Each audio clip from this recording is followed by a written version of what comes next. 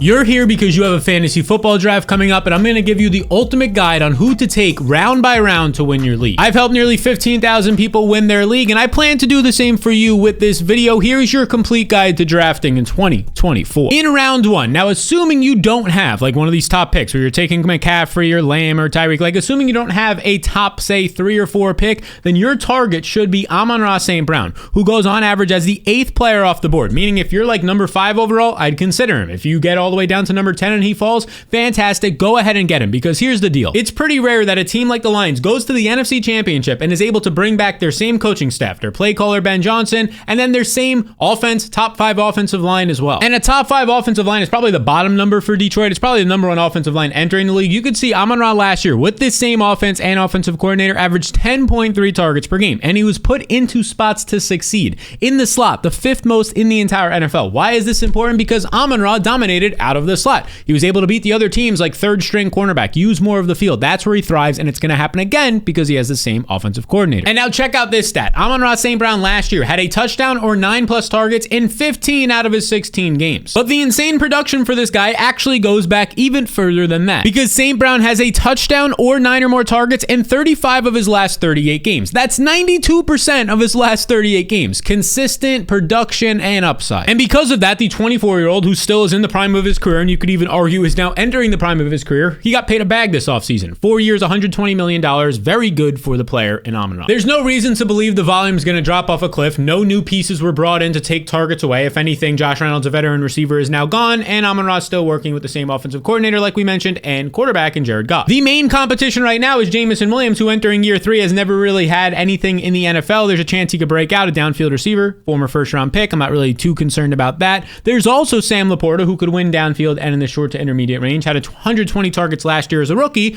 but how much more targets can he get? Can we see Laporta hit 135, 140? Sure, but that's not really going to take too much away from Amon-Ra St. Brown. Overall, there's not a ton of competition in the receiving game. He's going to be the priority with a very good chance to lead the NFL in overall targets. Now, as you enter round 2 of your draft, somebody that I'm targeting almost as much as I possibly can is Isiah Pacheco, the 20th overall pick. He'll be on the board whether you're taking an early 2nd round pick, and I think he's worthwhile as a pick there, a mid or even a late, as you can see right here, as he goes on average right around the RB10 in drafts, a 20th overall player as we mentioned. And here's the deal. Last season he was great, a top 5 running back the second half of the season, and now he actually has even less competition in his backfield. Because if I pull up our lads right here, you can see the up-to-date depth chart, and let's look at the running back position. Obviously for the Chiefs, Pacheco, like we're talking about, is their starter. The RB2 is Clyde Edwards-Helaire, who's back on a 1-year deal, and for the last 2 seasons has not been able to threaten at all Isiah Pacheco. Deneric Prince was an undrafted free agent last year. He apparently is looking decent in camp, but actually losing his job to Carson Steele, who is an undrafted rookie this year. Carson Steele is somebody who got extended run in the last preseason game, the 2nd preseason game, but Clyde Edwards-Helaire didn't play in that game. All of this to say is there's no real competition for Pacheco. In fact, if anything, Jerick McKinnon, as you can see right here, as of right now, hasn't re-signed with the team. It doesn't seem like that will be the case. He was a pass catcher, so that was the biggest competition, taking Pacheco off the field last year. He's now gone, and the Chiefs actually drafted a 1st-round pick in Xavier Worthy, signed a veteran solid wide receiver in Marquise Brown, who's dealing with an injury now, but should be ready by like week 1, 2, or 3. And they did this for a reason. They wanted to be able to threaten vertically more often, and we've already seen that in their preseason games, and all the talk out of camp is they're going to throw the ball downfield more, which only opens up more running lanes for Pacheco. And everything out of camp right now is how Pacheco is looking like a potential RB3 right now. You can see Andy Reid has said that right now Pacheco can do it all, and he's related to not only his ability to protect, as you can see right here with protections, but also he has great hands and can run all of the routes. You can see in this part right here, these are some quotes from Andy Reid. So you're getting Pacheco with a larger role, less competition, an offense that should be more improved this year, believe it or not, with the Chiefs coming off of a couple of Super Bowl wins,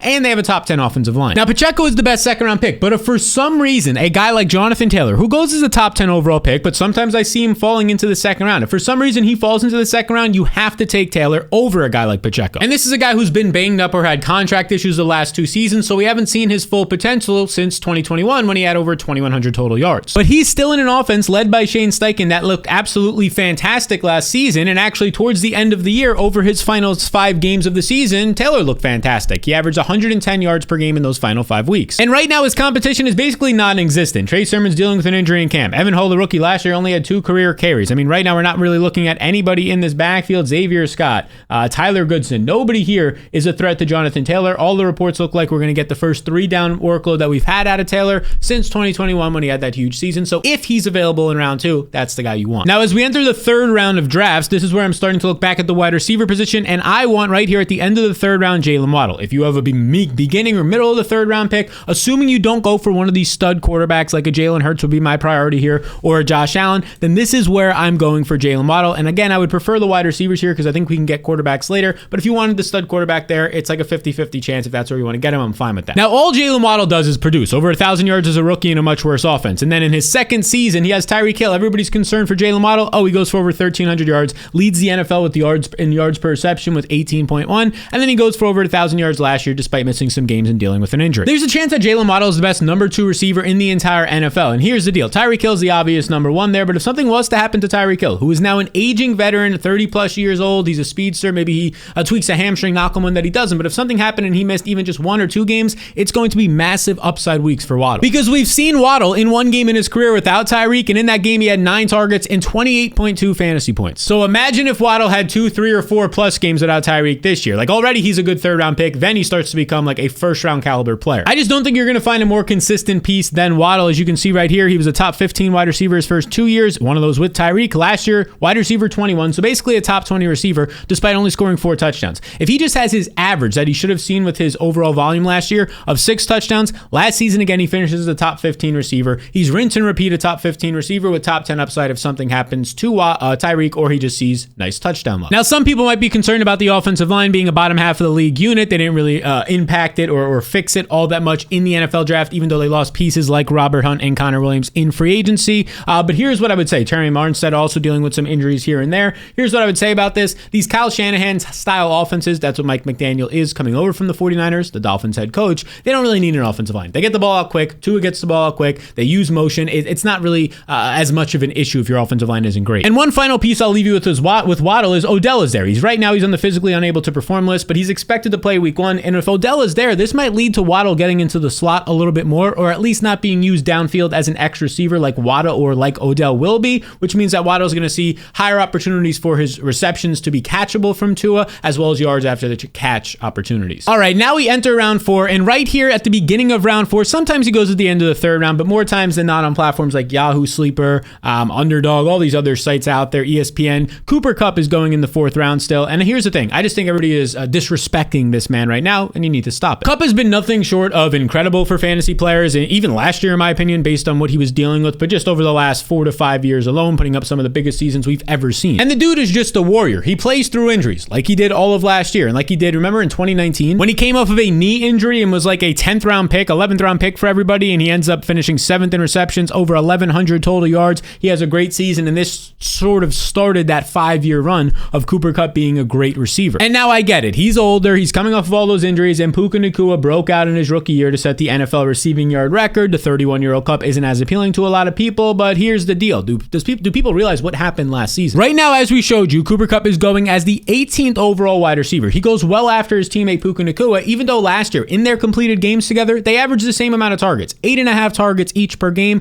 and Nacua only averaged 0.7 more fantasy points per game. Cooper Kupp was still a top 20 fantasy option despite dealing with injuries, not just for like 3 or 4 weeks, the entire season, every single week of the season. Because this dude in the preseason got a hamstring injury that kept him out for basically the entire preseason. He lingered during the season. He wasn't 100%. And then right when he starts to get healthy around like week 8 or 9, he gets an ankle sprain. That was a reoccurring injury from the season before, and he's basically shot the rest of the year. He plays through it for a lot of us for part of the season, but look, this guy dealt with injuries all season, still a top 20 producer, producing the same targets per game as Puka Nacua, the guy who was like held up as the greatest of all time. I know he did that actually stats-wise, but these guys are closer than people think. In fact, Kupp only scored 5 touchdowns last year instead of his usual 6, 7, or 8, and that's exactly what this offense should be doing this year. And if he gets that, he's going to finish once again, as he always does, as a top 15 to top 12 wide receiver. I think that when you're talking about Matthew Stafford being out there, assuming this offensive line can get healthy, because right now it's a little bit banged up in preseason and camp, you're going to have Kupp as a slam dunk 4th round pick, probably finishes around a 2nd round pick. You're getting great value in Cooper Kupp in round 4. Now, before we get into where you can find some of these breakout and league winners, I want to ask you, do you want to win your fantasy league? This question all the way right up here. Well, if so, click this button to get access right now to the fantasy blueprint for this season, because here's the deal. This season, if you sign up through one of our 2 partners, it is risk-free, absolutely risk-free if you sign up through one of the 2 partners. Now, your questioning might be, Sal, what does this mean? Well, simply put, it means if you don't make your fantasy playoffs, I'll just refund the one-time payment of $10. You pay $10 for the entire year, not just to help you with your fantasy draft, but every single week of the season, every day I'll send send you a new tool, the waiver wires, the rankings for that week, rest of season rankings, matchup notes for every single player that's fantasy relevant. All of this and more, you can join the 15,000 people now that are currently using the Fantasy Blueprint with this QR code that's on the screen right here or the link in the description below. These are the tools that I use for all of my drafts and 15,000 others are using. Get access right now at the link below. Now in the 5th rounds of your drafts, you want to target the Giants wide receiver Malik Nabers, who we had a little bit of a scare last week because he ends up hurting his ankle early in the week. But look at this. He came right back to practice on Thursday, and then he actually played in the first preseason game of the season, and not only played, but looked pretty good. He caught 4 of 6 targets for 4 catches, 54 yards. He actually had a drop in this game, would have went for at least another 25 plus yards, maybe a touchdown, and then he was overthrown a little bit by Daniel Jones on another player, underthrown on that play. So Malik Nabers has a great first half in terms of how it started. 54 receiving yards, could have been even better for his first ever action in a game while coming off of an ankle injury. This dude is the real deal, probably the best pick in all fantasy drafts right now. So the fact that you can get him as a 5th round pick, and maybe if your draft's in like a week or two and some of the hype rises on Nabers even more, I still don't think he's going to rise out of the 4th round in most leagues. People just don't like taking rookies, especially when they're going to see Daniel Jones had 2 interceptions, almost 3 interceptions in the preseason game, and people say, oh, he's going to hold down Malik Nabers. I think he's going to be just fine Nabers as a 5th round pick. Because in my opinion, you could argue that this guy has 2nd round upside for fantasy. He's 6 foot, 200 pounds. That's the greatest size that we want to see for wide receivers. That's Jamar Chase kind of size. It's Justin Jefferson kind of size. And you can see right here, he ran a 4.4. If you want to talk about the NFL Combine, he didn't produce there. If you want to talk about what it was at some of his pro day stuff, it was even lower at 4.3. And then you go down. So he's already athletic. We know he's explosive. If you don't know, that's what he's known for. And last year, he was a great producer at LSU. He has 89 catches while competing with another 1st round overall pick in Brian Thomas Jr.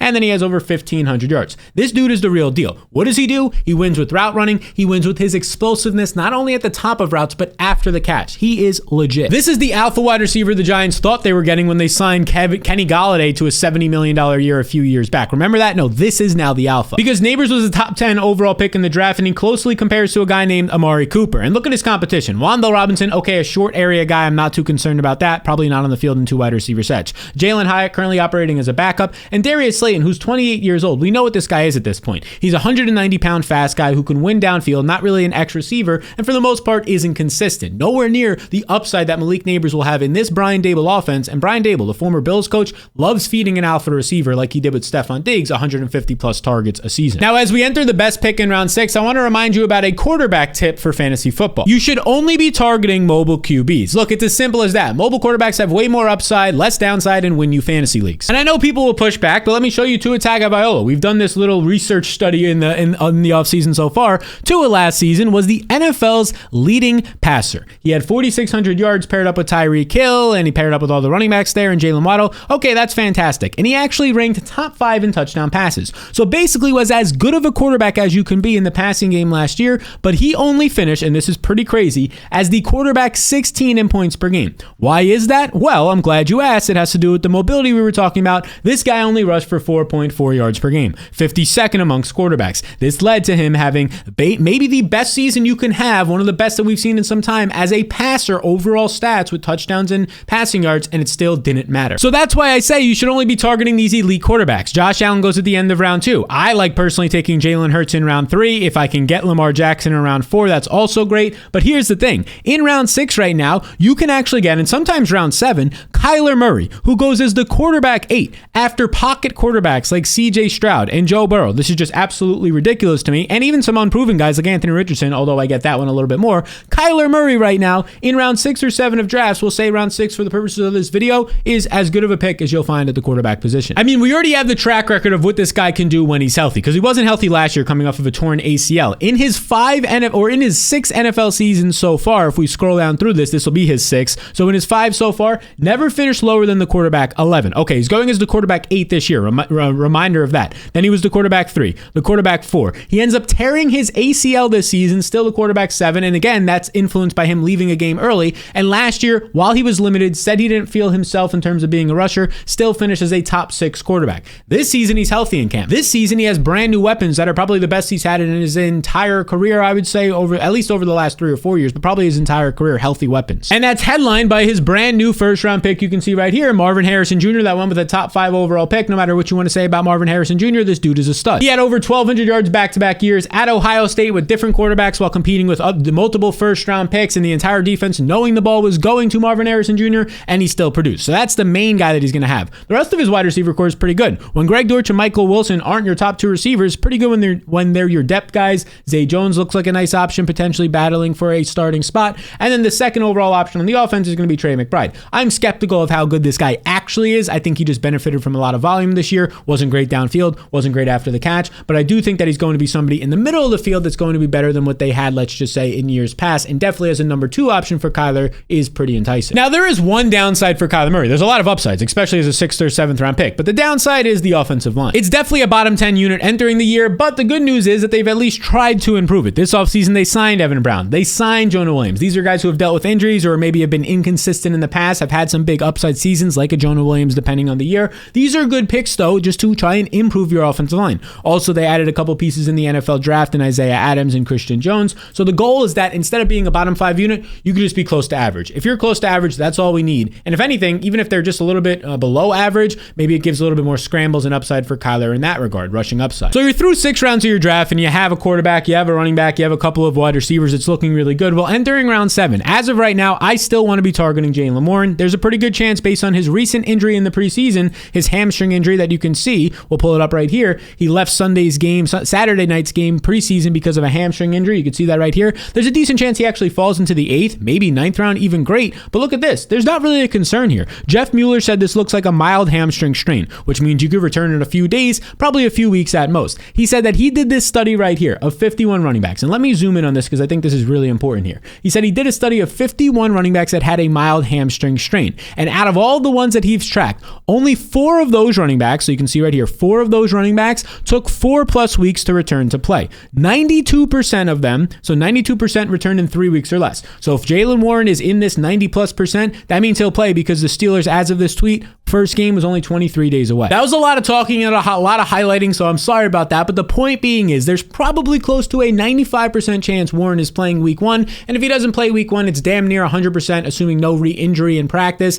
that he's going to be playing week 2. So not much really changes here, but he actually might fall in drafts because people are scared of the injury. Even more value for you. Because just as a reminder, this guy is as dynamic and explosive as it gets. He kind of reminds me of Austin Eckler when he was the backup to Melvin Gordon, or Tony Pollard as the backup to Zeke. Just a guy that we knew was absolutely fantastic, kind of held behind the starter. Because look at this right here. He led the NFL last year in broken tackle rate. 32% of the time he was breaking a tackle. Insane. 5.5 yards per touch was top 10 in the NFL. You come over to his breakaway run rate, which is his explosive runs of 10+ yards, 3rd best in the NFL. This guy was arguably, when he got the ball last year, on a per touch basis, one of the 5 most dynamic, productive, and explosive backs in the entire NFL. And now you're going to put this guy behind a top 10 offensive line that only improved this offseason when they spend multiple of their draft picks, like their 1st round pick on Troy Fautanu and their 2nd round pick on Zach Frazier. They have Isaac Samalu, who they added last season. They got a 4th round pick in Mason McCormick. Their offensive line was already probably a top 12 to 15 unit last year. Then they added 3 pieces this offseason, young, talented guys. It's a top 10 unit now. That's great for Warren. And yes, Najee Harris is still there, and I do think the big 230-pound running back in Najee Harris on a now Arthur Smith, the new play caller who wants to run the balls offense, is going to see 250+ touches, no doubt about it, in this offense. But Jaylen Warren should also see 250+ touches because this team, the Pittsburgh Steelers, if they don't lead the NFL in run rate, they'll probably be right around there, a top 3 or 4 team in NFL run rate, which is going to lead to a minimum of 200 to 225 touches for Warren,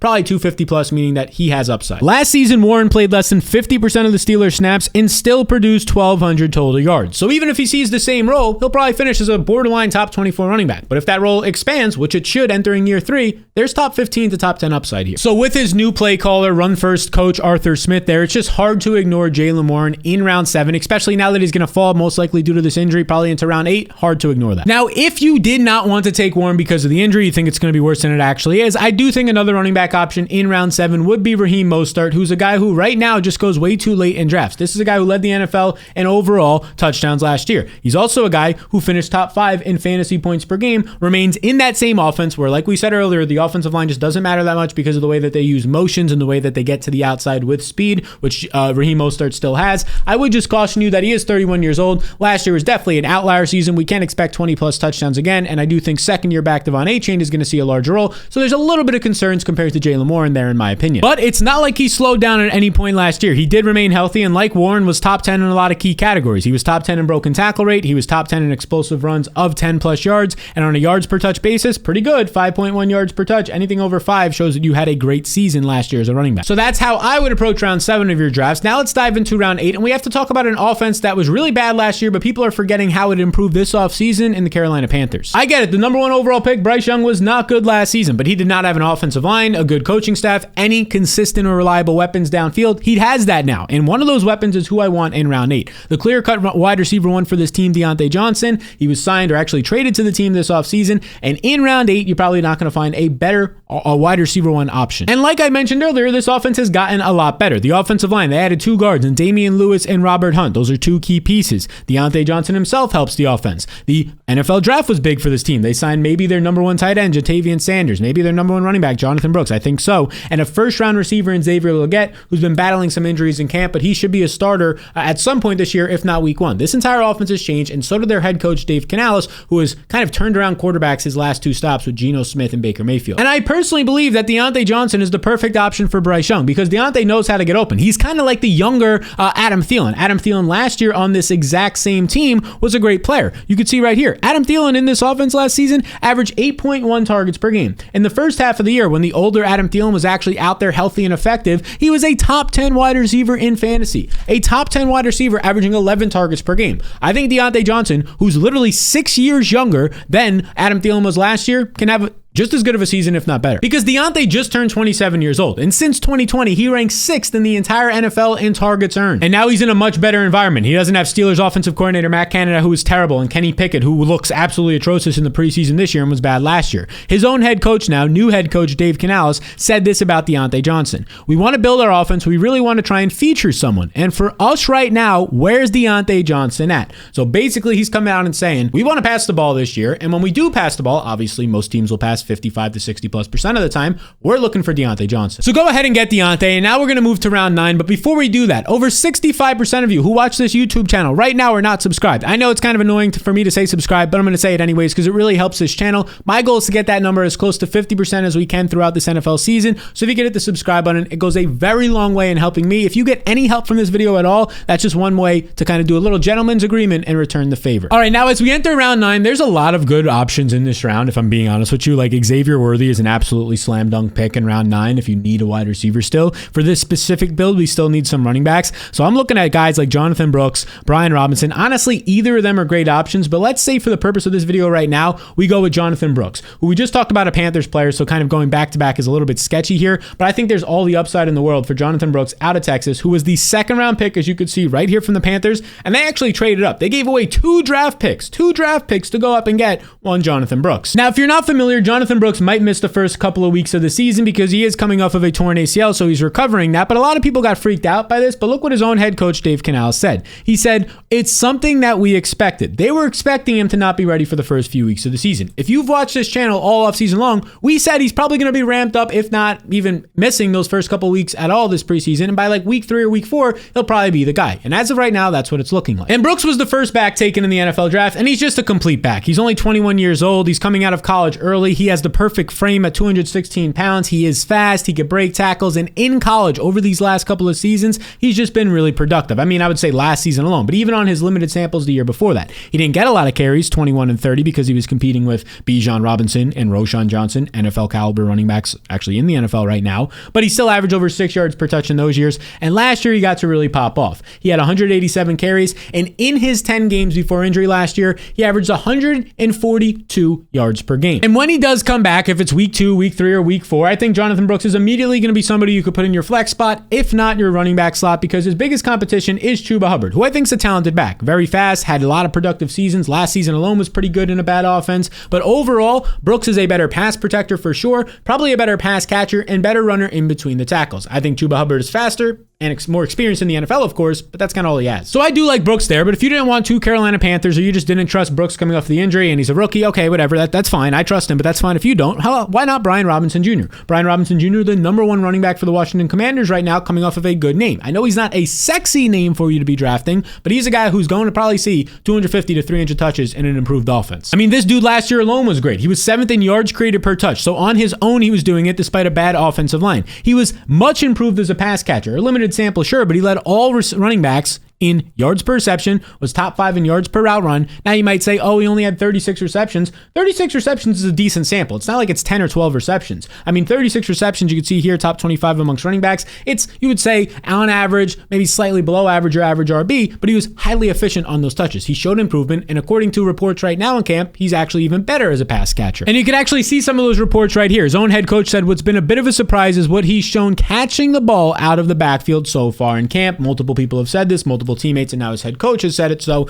these are just good reports we're getting. Now, this offseason, his biggest competition, Antonio Gibson, was not re-signed, and instead they signed Austin Eckler, the former Charger, who's now 29 years old, coming off of a season where he ranked 62nd in rushing efficiency. I'm not concerned with Austin Eckler. I do think he'll play 40 to 45% of the snaps, but if we get 55 to 60% of the snaps out of Brian Robinson and 15 plus carries per game, I think he is somebody in round 9 who is a slam dunk. Now let's move to round 10 of your drafts, and there's a guy who stands out here more than anybody else by far, in my opinion. A couple of other decent options, but it's going to be Chase Brown of the Cincinnati Bengals for me. This is a guy who has breakout potential, and in my opinion right now, since the Texans or the Bengals traded Joe Mixon away this offseason to the Texans, that was the moment that the door opened for the breakout season for Mr. Chase Brown. Now, if you're not familiar with Chase Brown, this is a guy last year, he was a rookie, and he only totaled 58 total touches as a rookie. We can scroll down to it right here. You can see he had 44 carries, 15 targets, so not a lot of overall opportunities. As a rusher last year, he was so-so behind a suspect offensive line. As a pass catcher last year, it was a limited sample, but he was actually very good, had a couple of really long, big plays. It's hard to take too much away from this, but what we know is that this was a guy who was highly talented in college, came out as a great athlete, and now Joe Mixon is gone. And the team only replaced Joe Mixon, as you can see right here, a subtraction on the team changes page, which is just one of the very small pieces you get in the fantasy blueprint. They replaced him with Zach Moss, a former Bills, a former Colts running back, who in my opinion, you can get some nice things out of Zach Moss. You'll get pass protection, and you'll probably get a guy who can get you 4 carries, but not much else. Because that's exactly what Zach Moss does in his career. He basically averages 4 yards per carry for you, depending on the season, 4.3, a great year the year before that, 3.6. So he's a 4 yards per carry career rusher, not a guy who's going to be explosive, not a guy who's going to break a lot of tackles. In fact, Moss ranked 32nd in explosive run rate and 44th in broken tackle rate last season. Simply put, he's not dynamic. And look, the contract he got this offseason, 2 years, $8 million, I would take that in a heartbeat, of course, but in terms of overall running backs, this isn't anything crazy, especially when you consider his 2-year deal has just $3 million guaranteed. This is backup running back money. He got paid not to be a starter here. He got paid to come to this team and maybe earn a starting role, but they're giving every opportunity right now to Chase Brown to take that job because he's way more explosive. And apparently right now, all Chase Brown has to show the coaches in Bengals camp is that he can pass protect to actually earn this job. And as of right now, the reports are showing not only from the reporters, beat reporters at Bengals camp, but his own head coach, Zach Taylor, has said they're surprised and pleasantly surprised that Chase Brown's doing everything that they've asked, including pass protection. Wheels up for Chase Brown. Now we get to round 11, and a guy that's becoming a guy I can't stop drafting, especially in round 11, is Brian Thomas Jr. of the Jacksonville Jaguars. He's their rookie, and as of late, not only in training camp, as we'll show right here, he's been coming along in great joint practices against the Bucs. He's beating guys left and right out there. A highlight touchdown you can see right here. It's not just this tweet that I'm pointing out. This has been happening like day after day. He's heating up right now, this first-round rookie out of LSU in camp. And it's interesting because he had a very slow start to camp. He was one of the few first-round wide receivers we weren't getting a ton of training camp hype from and highlight tapes, but now we're getting those. This is another report that I tweeted about. I kind of just, I put out all the stuff that came out from training camp every single week on Twitter in a big thread. You can check it out. But he's been unstoppable in joint practices against the Bucs. That was last week heading into the second preseason game, and apparently it's continued so far this week. He might get extended run in their third preseason game. That should give us even more hope for him. So fingers crossed there. 1, that he stays healthy, but 2, we see some good things out of him. Because so far everything has looked great. This is a guy who ran a 4.33. He was one of only 4 wide receivers ever to attend the NFL Combine at 6'3" and 210 pounds and go out and run a 4.33. This guy is absolutely elite in terms of athleticism. And then you look at his production last year, and that's when he broke out. He broke out last year at LSU. He ends up putting up over 1,100 yards. He led the entire SEC with 17 touchdown passes,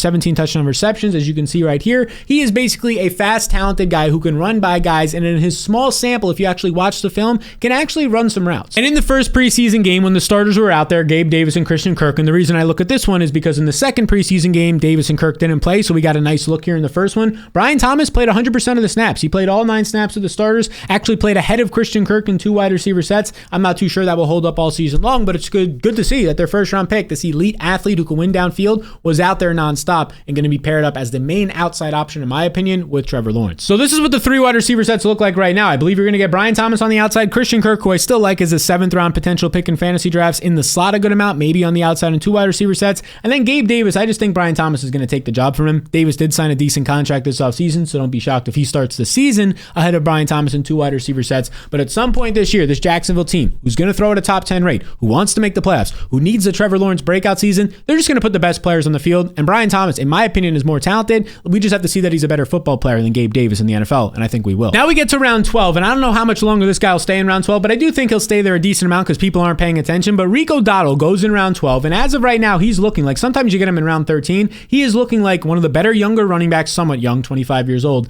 in fantasy drafts that you can get as the RB1 for the Dallas Cowboys. That's what the reports are saying in round 12. That's a steal. Now, last season, if you recall, Dowdle was splitting the backfield with Tony Pollard, and he was actually the more efficient running back. Dowdle was averaging 5 yards per touch when Tony Pollard was averaging much less than that. And then this offseason, the NFL draft, you can see right here in the team changes page, it came and went, and they spent 4 picks on their offense, none at the running back position. Shortly after the NFL draft, though, the team goes out and adds Ezekiel Elliott. You can see that from this tweet right here. It was actually reported at the NFL draft. That's where they're sitting right here. Ian Rappaport said that Ezekiel Elliott is able to return to Dallas and probably will. It happened a couple of days later. And here's the deal with Zeke. He's 28 years old. He's a little bit older, and he's coming off of the season last year with the Patriots where he was not efficient at all. That being said, though, I do think the Cowboys, they signed him for a reason. They need help, and this guy is still 28, knows the system, and he's 225 pounds. When we're talking about a veteran at 225 pounds, he might be trusted on third downs and pass protection, and maybe even in the red zone, more than Rico Dowdle, who's never started an NFL game. So that's where some of my concerns come in for Rico Dowdle, but then you factor in he's a 12th round pick. You don't have to spend a 5th, 6th, 7th round pick on him. He's going in round 12, and the reports are saying he's the best running back in camp, which makes sense based on his age and what he did last year. So even if he's not playing every third down or every red zone snap to start the year, or even for the whole season, as long as he at 213 pounds, so he can also hold his own in the red zone and on third down,